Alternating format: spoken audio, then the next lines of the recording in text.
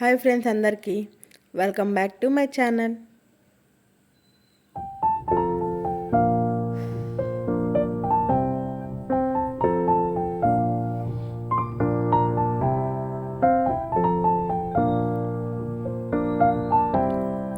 ఈరోజు వీడియో వచ్చేసి ఏంటంటే ఫిష్ ఫ్రై అనమాట. సో సింపుల్ వేలో నా స్టైల్ ఎలా చేస్తాను అనేది అనమాట ఇవాళ వీడియో. సో నేనైతే ఫిష్ని ఆల్రెడీ క్లీన్ చేసుకొని ఇలా పీసెస్గా కట్ చేసుకున్నాను అనమాట. చిన్న చిన్న పీసెస్గా కట్ చేసుకున్నాను.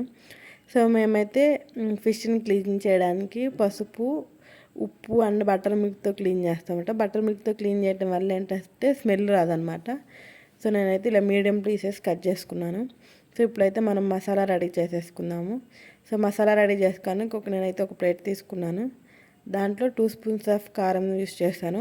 ఈ కారం కొంచెం కారం ఉండదు అనమాట. నేను అందుకని 2.5 స్పూన్స్ యాడ్ చేసేసాను. సో మీ కారం కొంచెం స్పైసీగా ఉండిద్దంటే చూసుకొని యాడ్ చేసుకోండి. తర్వాత వచ్చేసి 1.5 స్పూన్ అయితే సాల్ట్ యాడ్ చేస్తున్నాను. ఇప్పుడు నెక్స్ట్ వచ్చేసి ఏంటంటే ఇప్పుడు మనం దీంట్లోకి గరం మసాలా వేసుకుందాం.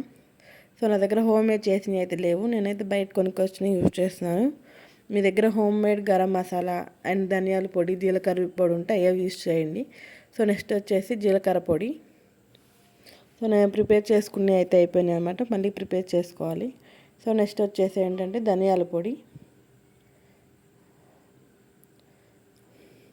సో నేనైతే ఇవి కొంచెం కొంచెం క్వాంటిటీ వేస్తున్నాను అనమాట, కొంచెం స్పైసీనెస్ వద్దని.